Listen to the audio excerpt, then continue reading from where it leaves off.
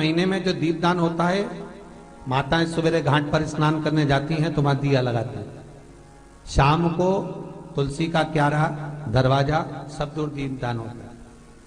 केवल कार्तिक के महीने में पूरे महीने जो दीपदान होता है वो शाम के समय पर, सुबह के समय पर, आप जब सुंदर कार्तिक स्नान कर रही हो तब, या शाम के समय पर दीपदान करती हो। पर पूरे कार्तिक के महीने में केवल एक दिन ऐसा होता है जिस समय शाम को दीपदान नहीं होता, बल्कि मध्य रात्रि में दीप का दान होता। कौन सा दिन है वो? पूरे कार्तिक के महीने में केवल एक दिन ऐसा होता है जिस दिन मध्य रात्रि में दीपदान होता है, ना सुबह ना शाम।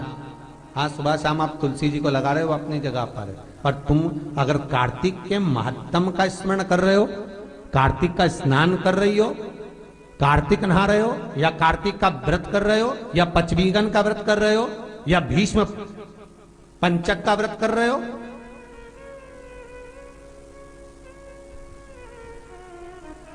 या कार्तिक स्मरण का व्रत कर रहे हो, कार्तिक का अनुष्ठान कर रहे हो, तो उसमें एक दिन ऐसा होता है जिस समय सुबह शाम दीपदान का फल नहीं है, रात्रि के मध्य में दीपदान का फल है, और वो है वैकुंठ चतुर्दशी का दिन।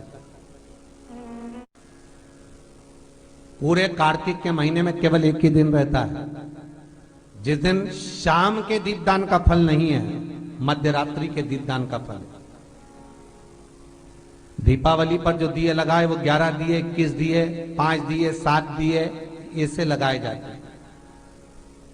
एकादशी के दिन जो दीपदान करा उसमें 11 दिए, 7 दिए, 21 दिए, ऐसा दीपदान होता है। पर वैकुंठ चतुर्दशी का जो दिन है महाराज, इस दिन रात्रि को 11 बजे से लेकर 12:30 के बीच में दीपदान होता है, और 14 दिए का दान होता है महाराज। इसमें 14 दीप का,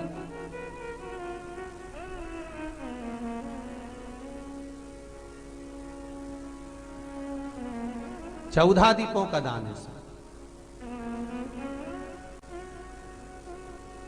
निवेदन है आप सबसे कि प्रयास करना कि घर के बाहर आप एक दीप, जहां पर आपका जलाशय है, पानी का स्थान है, वहां रख दें, और एक दीप तुलसी के क्यारे के पास रखें, बाकी के दीप आप घर के बाहर लगा दें। 14 दीप। हम काफी समय से बेबी का ट्राई कर रहे हैं बट कंसीव नहीं कर पा रहे, तो क्या हमें आईवीएफ ट्राई करना चाहिए? विदुषी जी, आपकी तो कुंडली ही बहुत बढ़िया है, आपको आईवीएफ की कोई जरूरत ही नहीं है।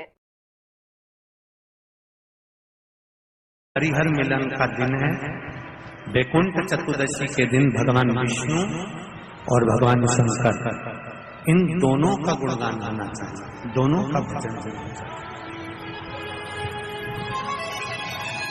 दोनों का मंत्र जाप करना चाहिए, दोनों का ऐसा।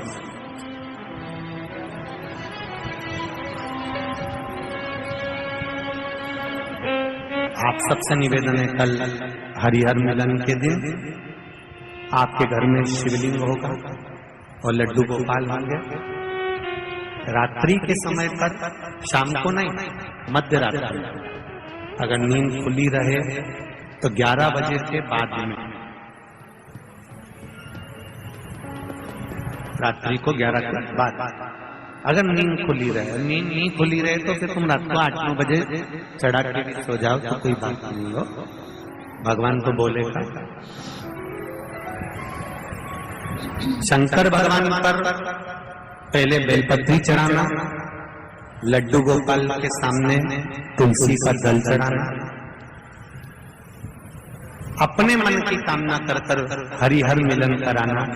थोड़ी देर तक या तो सवेरे के समय ही चढ़ा दो, दिन भर चढ़े रहने दो, रात्रि के समय पर जब फ्री हो जाओ तब घी का दिया लगाकर बेलपत्री उठाना, वो उठाकर भगवान शालिग्राम जी पर या लड्डू गोपाल पर या मेरे कृष्ण पर या नारायण पर या भगवान विष्णु पर, जो भी तुम्हारे यहाँ मूर्ति हो लड्डू गोपाल की आदि की, उन पे चढ़ा देना और भगवान की तुलसी उठाकर अपनी कामना कर कर मेरे देवाधिदेव महादेव के शिवलिंग पर चढ़ा देना।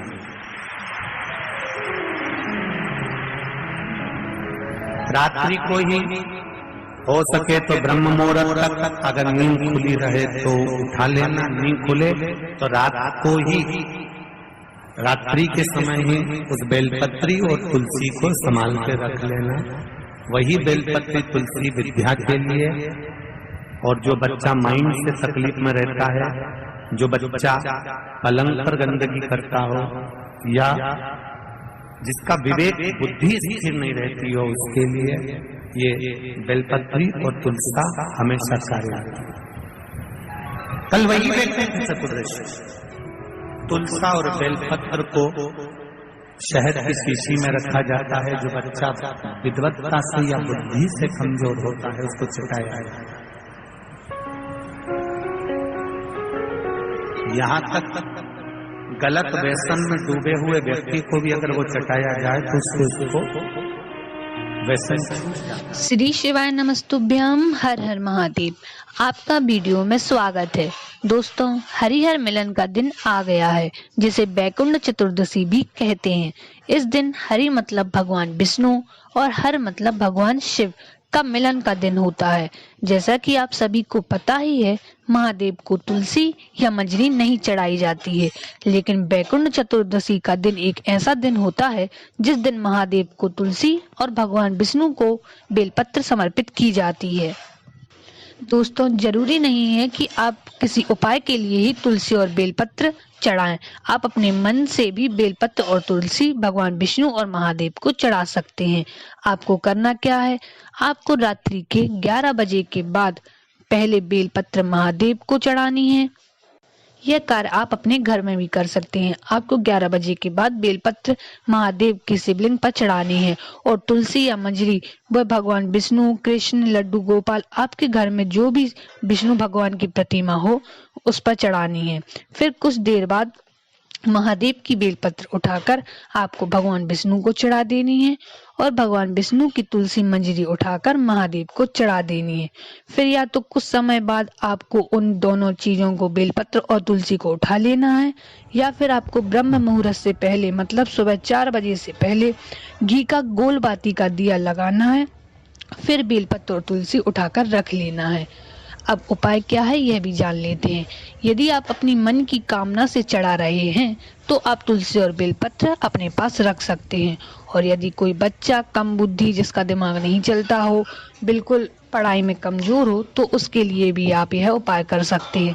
आपने जो तुलसी और बेलपत्र उठाई है उसको शहद की एक शीशी में रख लें।